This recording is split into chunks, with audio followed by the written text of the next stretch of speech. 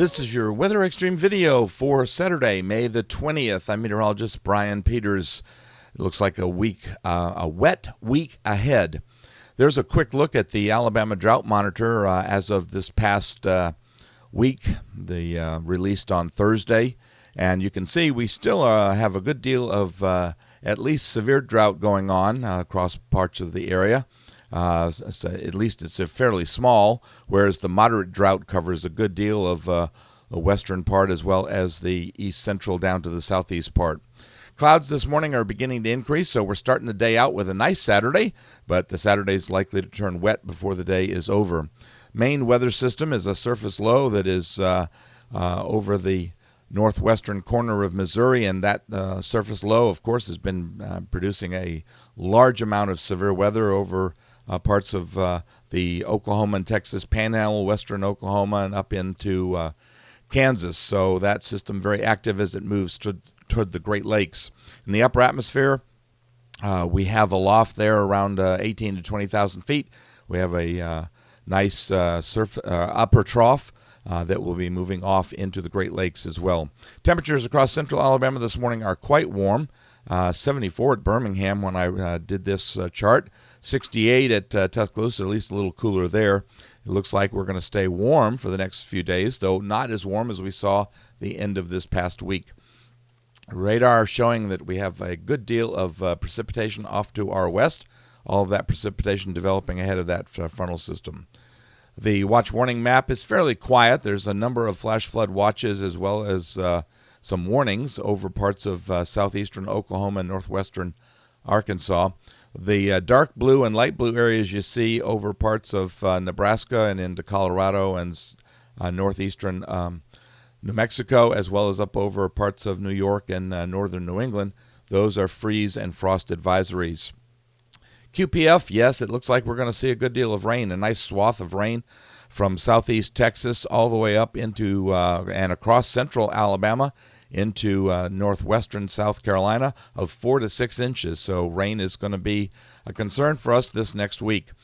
Storm Prediction Center does have a slight risk forecast that takes in the northwestern quadrant of Alabama for day one. For day two, slight risk is down across parts of South Texas. And then for day three, it migrates over into the Texas Panhandle once again.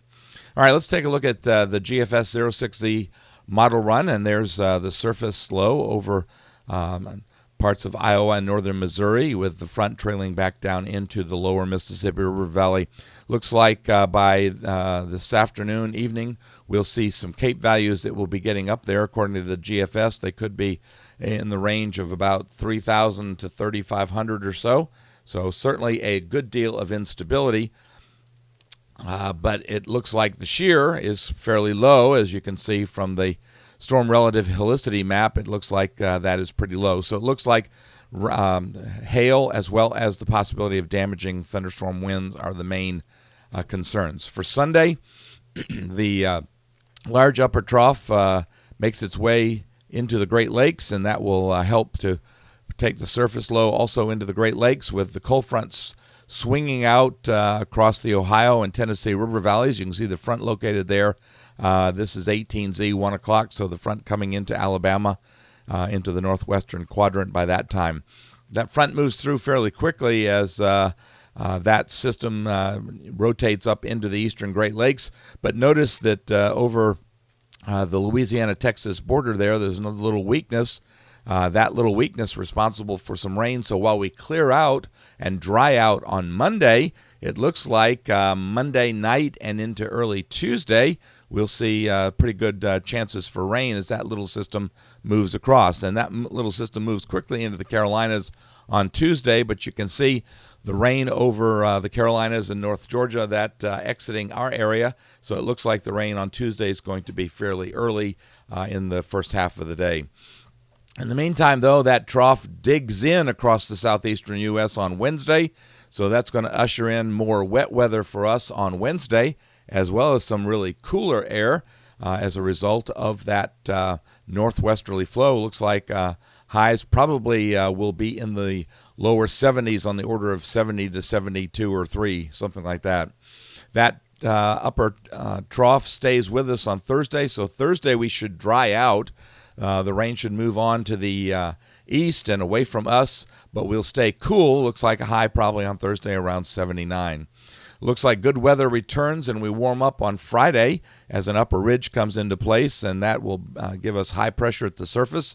So a good-looking Friday as well as a good-looking Saturday with that ridge in place, and the weather staying good for us as a little bit of a frontal system comes into the Great Lakes area.